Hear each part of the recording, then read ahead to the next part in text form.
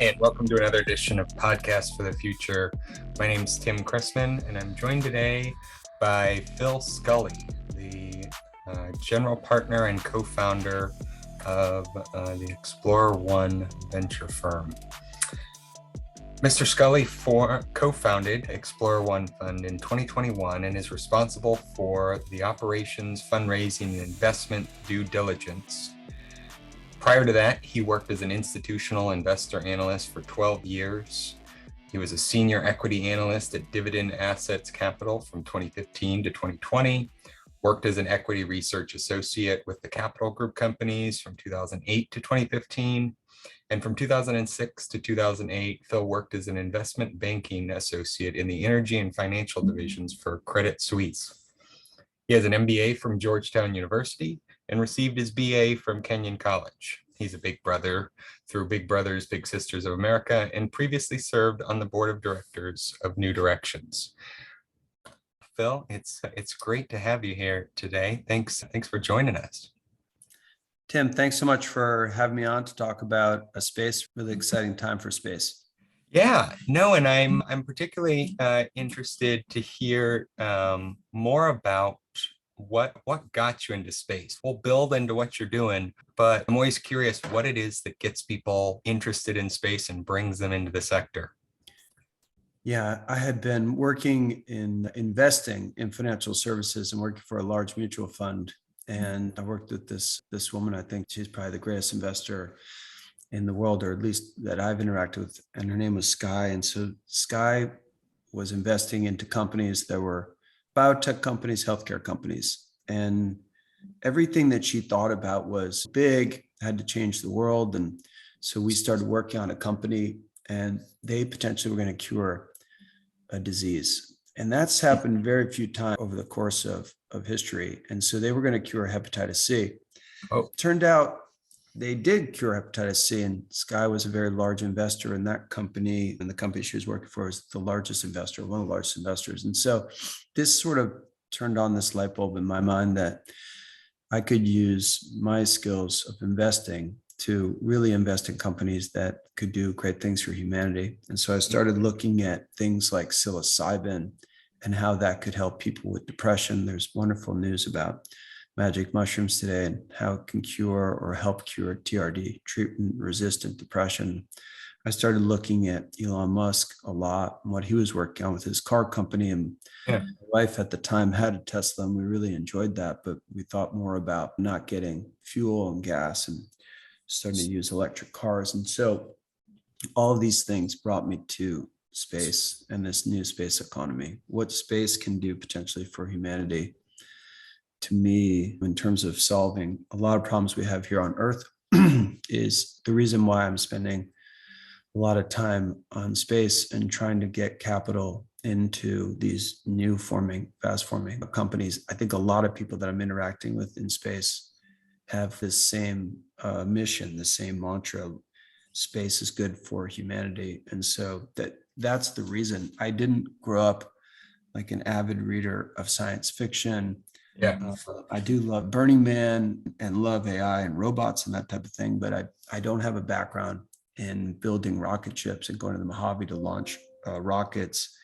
I just really like the potential for space companies to help humanity. Yeah, no, it's fascinating because growing up, I watched Star Trek with my dad and initially thought it would be cool to do something in space, then found out I needed to do math in order to do physics, and it was math I wasn't interested in. Statistics is cool, calculus is not.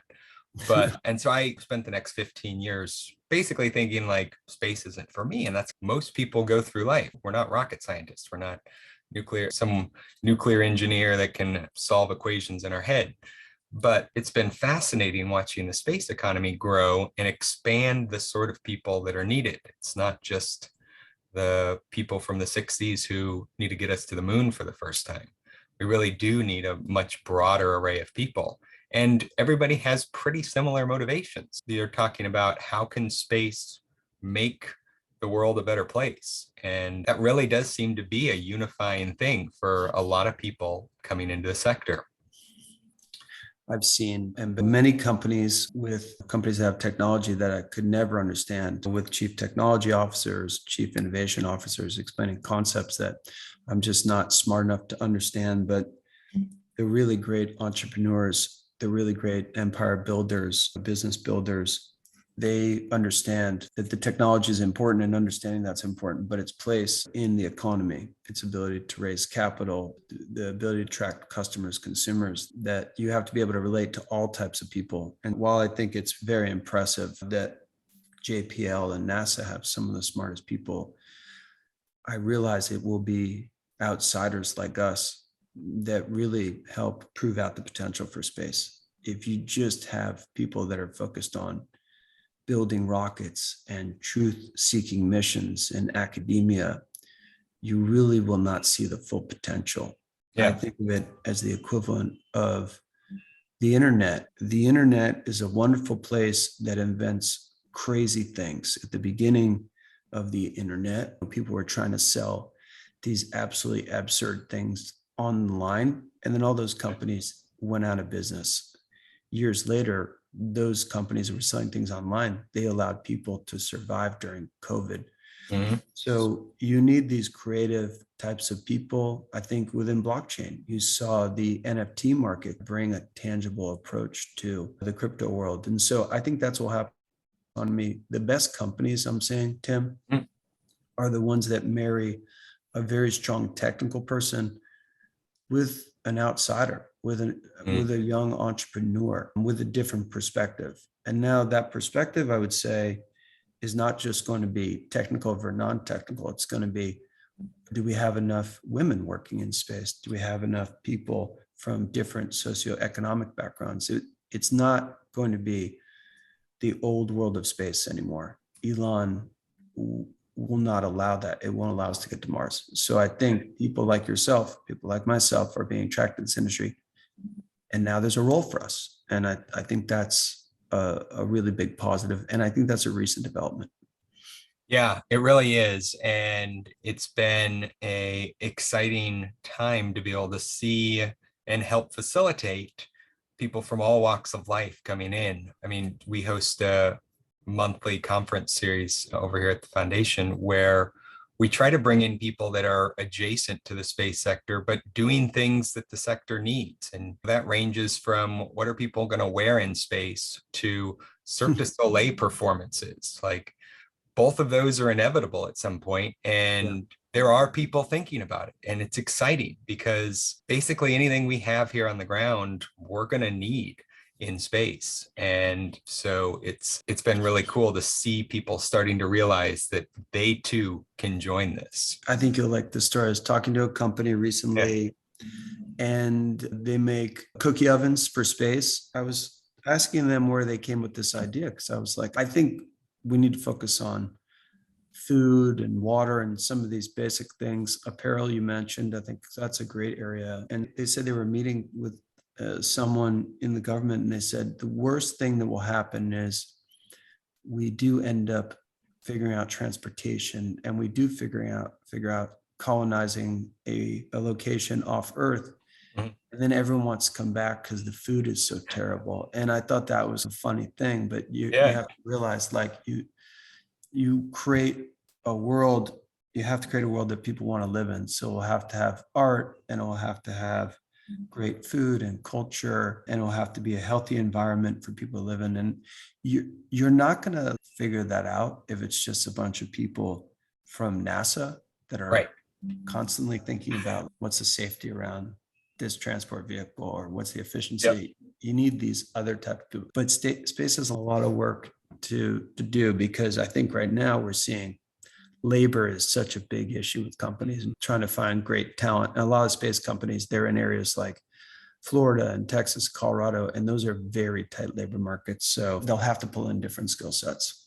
Yeah, and that is something we consistently hear, from executives at large companies all the way down to startups, that they just can't find those skilled laborers fast enough.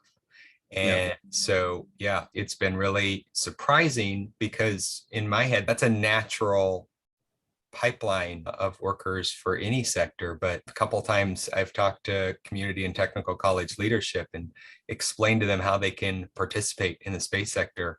It's like telling a kid at Christmas they got the present they wanted. Their eyes light up. They get so Yeah. excited. Too often they think they're not good enough or smart enough or cool enough to be in this cutting edge field. But the reality is we need them more than we need somebody to design a new rocket. I think you're right. Yeah, 100% agree with you. Absolutely. Yeah. So a lot of your experience is in finance. And as we were talking about a little before the podcast, for many people, many listeners here, finance is what you do with your budget and the bank you deal with. Absolutely. But for what we talk about here in the space sector, it goes far beyond that. And your experience is at a good number of different types of institutions. So I'd love to hear more about your experience in the finance sector. Yeah, absolutely. So my background, I have worked in investment management for a while. Worked for a great company called the Capital Group Companies. They're a large public equity investor. Got really interested in doing private investment. I think the world has changed a lot over the recent period. People don't focus and think about putting money into a bank. They may not trust the bank, or they may not be able to handle beating inflation with the savings rate they're getting out of the bank. So you have a whole new generation that has started to control their investments. And so maybe they're using the crypto market with Bitcoin, or what we've seen recently is we've seen young entrepreneurs, great investors, great risk takers. They're starting to invest into the private markets. And as a witness to that, or someone that was observing that and on the sidelines, I just became extremely fascinated in that, how people could control their own investment performance, how people could control their own liquidity. And so I look at space as just a really great opportunity for people to invest into private companies, invest into funds. It's a very large opportunity. It has a very large and long tail. You have extremely disruptive companies, but they're all at the early stages. So I have just been fascinated with this burgeoning asset class. I think of space as something that's great for humanity, but I also think it's something that could be a great asset class. And there is no one that has an advantage over anyone in this space. True. If you were to go into the ETF world, you may encounter a company like BlackRock. If you were going to ESG investing, you may encounter a company like BlackRock. Again, you have massive incumbents that have structural advantages. That does not exist in the new space economy. No. The combination of a very technical asset class with a very early asset class, it gives the advantage to regular people that are willing to put in, that can reach out to people on Twitter and just communicate with them. I think what I'm fascinated by is you look at the everyday astronaut. He has essentially created a media company and has a number of followers and is able to reach and communicate directly with the most powerful CEO in the world. I just don't know in what industry you could possibly do that in. If I looked at, maybe with the exception of crypto, but if I was to say to you, Tim, I have this idea, I'm going to become a very big media company and I'm going to follow healthcare and biotech companies. And you're like, okay. And I said, I'm going to call the CEO of Johnson & Johnson, do an interview with them. I don't think it would be very hard. In space, you have that potential to reach people, to make investments. And I launched a private fund, a $20 million proof of concept with a very small team. And we've just been trying to bring people into space and get more people invested in space. I think the best contribution this fund has had is that we have been able to pull in investors and get those investors into companies. I think that's good. We have also seen great ideas that just need to be linked up with other people that have access to financing, other capital, and we've just facilitated that. And so that is probably what I'm most excited about, just trying to get ideas that people have out, try and get them capital, and then allow them to build these great companies. But I think we are at the very beginning of this. I know a lot of people think SpaceX is a big company and transportation's big, and we're getting a lot of media attention. There is not a lot of market cap and enterprise value in this sector. Yeah. Especially when you look at it versus the addressable market and the potential. I think it is one of the most undervalued assets that I've ever seen. And I remember looking at Tesla very early and Netflix very early and Bitcoin very early and seeing some transformational potential. But I don't know if I've ever seen anything like what we possibly can do in space. Yeah, no, it's true. It's the closest analog I use is when we, as humanity, figured out that the ocean was something we could use. A long time, sailing the ocean, at least the blue water, was something that wasn't possible, losing sight of land. But doing that unlocked new continents, new industries, and trillions of dollars of economic potential. And humanity is venturing into this next domain that, we're used to being on air, land, and sea, and now we can go to space. And that's a wonderful analogy. Yeah, we are just, hopefully we are a little bit more civilized than Ragnar Lothbrok and the Vikings when we arrive at these new lands. But I think that's an amazing analogy. I hadn't heard anyone talk about that. That's great. Yeah. No, and you're right about that. Hopefully we're more civilized because every time humans, we're a wandering species. Every time we've gone somewhere new, we've exploited whatever it is, the animals, the people who are already there.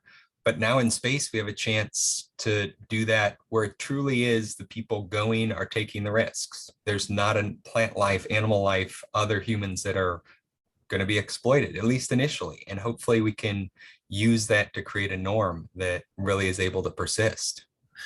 I saw this podcast and I was up really early, and it was Elon talking to Lex Friedman, and he was talking about the government that he would set up on Mars. And I was just, the depth of that conversation and how much they both were talking about and how much Elon had thought about it.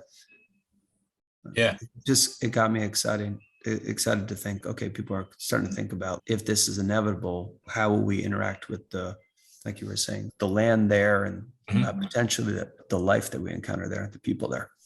Yeah, no, it's really interesting because we have such ubiquitous information. We can have a ton of people thinking about problems before we encounter them. And that, I don't know that's happened before in history. The information's always been centralized with a few people. And so we didn't have this much perspective and insight from such a range of people, which I think is only going to help us. See, it's so funny because the way I think about space is I just think about it in very basic terms. You have companies that in this first wave, this infrastructure build out, those companies will generate revenues. And there aren't a lot of those companies. And so as an investor, when you see not a lot of competition, that's usually attractive, wider business modes, not a lot of attraction. And then you can keep pricing and you can have more market share. So I think of this as very basic, what we're executing on. And then I see the longer term vision of it, but I'm really just focused on just this needs to happen, because if we don't take this first step, then it will be very hard for us if we don't have that base layer. I think we're essentially building the Android marketplace. And then behind that is Match.com and Airbnb and Uber, but just much bigger. If we get an energy and space company, it'll be the biggest company we've ever seen. If it provides free, unlimited energy to Earth, the value of that's significant value. Oh, yeah. No, it's a huge piece of what we're doing at the foundation is advocating for that infrastructure layer. Human spaceflight is sexy, STEM is exciting, all of this is cool, but the sort of road, rails, sewer, that Android marketplace you're talking about, that's the boring piece that if it doesn't work, none of the rest is doable. And trying to, in our talks with Congress, talking with them, hey, there's a lot of capital flowing into space, but there needs to be these infrastructure investment tools that are used on the ground, bonds, loan guarantees, credit markets. Yeah. This is what really fuels the development of infrastructure. And there Yeah. does seem to be a lot more interest and attention being paid to that. So that's really good. That's wonderful. Yeah. So you mentioned this fund you helped start last year, was it? That's right. Yeah. Last spring, we launched a fund to invest in the private space companies, early stage private space companies. And the way we thought about it was it's really hard to determine what's going to be successful. And so we started calling different companies, and then we created a framework to invest. There are companies that are participating in transport. So let's take a look at some of those companies, try and find the best fit for us, the best companies, best technology. There are companies that are working telecom opportunities, satellites, try and find the best company in there. There are emerging space companies. So like an area like space manufacturing, try and find the best. So we broke it up into different buckets. And this is what you'll see when investors are investing and they have no idea what's going on. I think it looks good. It certainly feels like something big's happening. I don't understand it. Let me just spread out my risks. And so they build a portfolio. So you might see this in something like oncology. So as you think about curing cancer, this is $1 trillion opportunity. If you put all oncology areas, all cancer areas together, it's a very large market. But you don't know, should I be in breast, should I be in testicular, what areas? And then you don't know which companies. So you may build a portfolio and have different opportunities in there for people to make. That's what we did with the space fund. We launched the space fund and we said, we're going to spread out over 10 companies. Okay. But a good weight, a good position in those 10 companies. And we've been investing now for about 1 year. We tried to raise $20 million. We've been successful doing that. We had a crazy experience raising the money. It's almost like a book. We have one individual, he, for the last couple months, Daniel, has been in Tulsa, Houston, Austin, San Antonio. He had to get from Kansas City to Omaha. There were no rental cars, so he had to drive back and forth. He's been in Chicago. I've been in Miami. We've been in Arizona and Phoenix. We've been meeting investors in every part of the country. And what was happening was people were starting to hear more about space. People also hadn't met with people in a long time. So we started showing up in towns like Nashville, and people were like, I love space, but also thank you for visiting. We haven't had anyone come and visit in 2 years. We went to Tulsa and we met this amazing family office there and just had these great conversations. They were like, no one comes to Tulsa or Oklahoma City to visit us. So we started bringing people this concept of space and just saying, hey, we think you're going to be investing in this area. This is what we're doing. And we started getting more investors. And so now the fund is almost closed. We would like to start working on a next fund. That's a model we do in venture capital. For your audience in venture capital, you prove out your model with a small fund, and then you try and get more investors in a bigger fund. And then that's the business model that you follow there. And you try and hope that you get 3 to 4 great companies in your portfolio.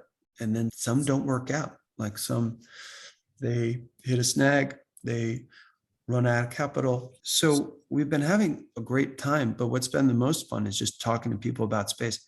I cannot tell you a conversation we've had with someone where they haven't loved the idea of space. Like no one has said, people have said, you're crazy, you shouldn't be spending your time in this. It's too early. But no one has said, I don't want to talk to you about space. Everyone generally, tell me what Elon's doing. I don't understand it. What's the difference between Bezos and Elon? What is going on with China on the dark side of the moon? Is Russia still, like, the questions we get are amazing. Oh, yeah. And honestly, when you travel across the country, it's a very uniting topic of space. Like the importance that people see around space and the interest they have to meet aliens. It's a really fun topic. And I think we're going to continue to do that. Like this summer, I think we're going to go to Utah and Wyoming and Montana. A lot of people, a lot of investors go to the mountains now this summers. And so we're going to travel to all those places. We want to go to DC and Virginia and Baltimore and meet with, there's a lot of great investment firms there. So it's been a really amazing journey, just traveling, talking to people about space. Probably something similar you get when you're talking to people and recording these great conversations. It's a great topic, a lot of fun. Yeah, it really is. And that unifying piece has been so cool. All of my education's around political science. Being based out of DC here, I'm used to hearing the partisanship talks, but space cuts across all that. And it's been really cool to see that. Basically, regardless of what else is going on, space is exciting, interesting, and unifying. And in some parts, it's probably because what you're talking about, Russia and China are major threats there. And people recognize that. And nobody wants the other party to win, but we don't want to live under China's rule, as you were saying earlier. We don't want that more. What's also interesting is you go to Miami and you might meet like a young entrepreneur, a very successful ETH investor worth tens of millions of dollars. And we'll make an investment decision in space in a matter of seconds. Yeah. You can send them a telegram message. Okay, we're interested in investing in this company. You're interested, and then you'll get a message back. Be like, sounds great. I'm in. So you'll meet someone who's a natural risk taker, young, has time on their side, right? If you're younger, you can make a lot of mistakes because you have more time to make up for it. But then you go to a very conservative place, like not Miami, but like the Midwest of the US, and you meet with someone and they're later in their career, a traditional finance person, running a big business, running a registered investment advisor. So that would be like a person that you send money to, and then they have a bunch of people like you that they gather all that money, they pull it together. They're called a financial advisor or a registered investment advisor, RIA. And you meet with the person in Miami who's young and is very in this DeFi world, decentralized finance or crypto world. And you meet with this traditional FI person that's called TradFi, and their love for space is exactly the same. Yeah. But they're just like, no, I see it. I believe it. I don't know, like if tourism is like what I'm interested in, I may be more interested in like the images we get and what we're able to do with that data. How can that help us with precision farming? Or one person may be like, I just think about safety and I don't want us to seed the moon to another region. I think we should but it's a very different person you're meeting and you're having similar conversations. And that to me is, I went to Georgetown and I spent a bunch of time in DC. And so I haven't been in this recent iteration of DC in the last 10 years, but it was always these like polarizing conversations on topics that seem to be like similar to me. Often you want to drive a Tesla. Yeah, you want to drive a Tesla. It's fast, it's quiet, sound system's great. But what that represents is, but space, it really does. It's a common thread for people. And so that makes those conversations fun. And I don't know if I could ever connect those two people, like someone in Kansas City to Miami and have them go out to dinner, but they're connected through us. Yeah.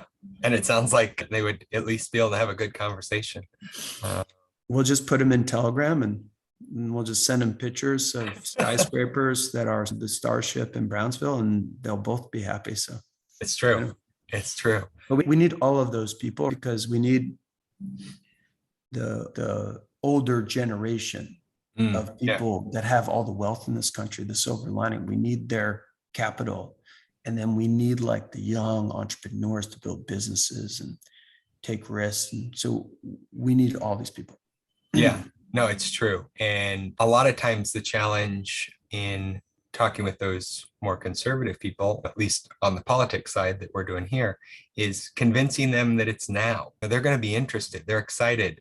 but it's often, is that something that's happening now in my lifetime? And I enjoy having those conversations, being able to convince them that no, this is where we're at. You lived through the dot-com era. Here's where we're at on that map. And I think, yeah, it's really exciting to be able to have those conversations. So I used to have those. So investors, that's who I mainly talk to, and it would be like a family office. So that's a family that maybe had a business, and then they sold that business and they made a lot of money off it. And so Yeah. rather than have outsourcing the investments that they have, the portfolio, they have their own investment company called the family office. So we talked to these folks, and these folks no longer are having the why space. A few years ago, like, you couldn't get convinced anyone that space was an interesting asset class. And even 12 to 18 months ago,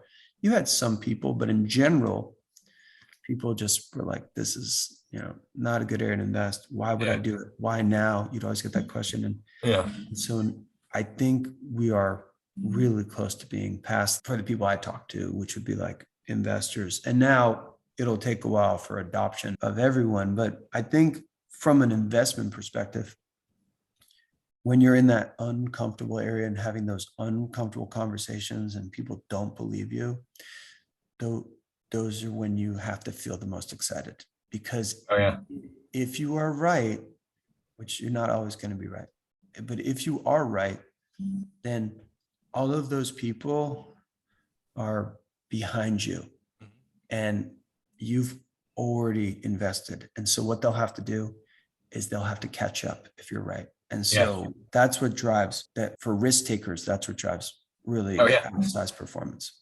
Oh, yeah. It's interesting. I'm more on the risk-taking side. My wife's less. And exactly how I describe it, I'm like, I tell a lot of jokes to her. Not many are funny to her. They're all funny. But I tell her, like, look, I tell more funny jokes than you, even though I have a 4% success rate. I'm just going to tell 100. And you're going to think 4 are funny. You're going to find that perfect one. And you're going to tell one joke and it's going to be funny. But I'm still ahead. I'm just throwing stuff at the wall. It's going to pay off. By the way, that's investing. Yeah. You are investing into numerous projects, like private investment or stocks. And then if you're a great investor, something happens there where one looks different. And it could be like Netflix. You just are investing in Netflix and you're interested, but you're probably not invested only in Netflix. You're invested in 20 other things. And then all of a sudden something just clicks. And so when you get that one joke and that's where you're going to tell everyone that joke. Yeah. When you get that one Netflix, you get that one Bitcoin, you get that one space company, that's where all your eggs go. And you push all your chips on that. And then that's how you drive good performance. So that strategy that you're using with joke telling is something similar I would use in investing. I'll have to try that one day. Jokes are a lot cheaper. It's a lot easier. I can raise a joke fund pretty cheap. I have come down.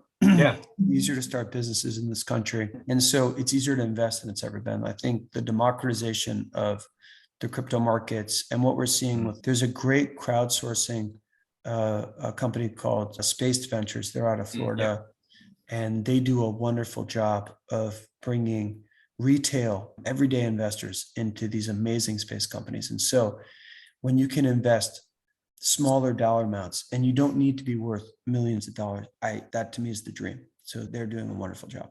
No, agreed. And so I know the founders over there, and what I really liked about what they do is they've taken the Kickstarter Indiegogo thing and made it better because they're vetting the companies they let on. They're putting them through audits. And so instead of you as the retail investor having to lick your finger and see which way the wind's blowing, you can know there's a certain level of due diligence, but then you still get to buy in. And I think that's really exciting. Great model. It's a great model for investors. Yeah, it really is. I know we're coming up on time here, but is there anything else that we haven't talked about that you think would be interesting? I just think everyone should spend more time on space. I think if people haven't seen what Elon's building in southern Texas, I would go on Twitter and start following him. If anyone has any questions, I would just reach out to companies. The people that are starting these companies are doing it for the right reasons. And I would be surprised if they don't reach out to your listeners and folks that are passionate about it. I think it's a great ecosystem. I think we're going to be looking at space and talking about space for a very long time, especially on the investment side. We're really early. And so I think it's a good place to be right now. And yeah, I would just encourage everyone, if they had questions, to reach out and spend more time reading about it and looking and following it on social media. And then if you have the time, I would travel to see some of these launches. I think what we're hearing about with these launches and these trips to space is that it's almost like a religious experience. And people, there's a company called Space Perspective. So they take you to space on a balloon. It's a company that the fund I'm associated with is invested in. And what I hear from that journey is that once you see the arc, the curvature of the earth, it gives you a new sort of perspective on earth and humanity, and you come back kind of a changed person. I think these are the things that people should aspire to and should work on for their life's goal. So really appreciate your time. And please, if anyone has any questions, feel free to reach out to me. Awesome. Yeah. Thank you so much for your time today, Phil. And I agree. The more people asking questions, getting involved, the better. It's what we need as a sector. Yeah. Thanks for your time today, and look forward to seeing what you all do here in the future. Wonderful. Thank you. Bye.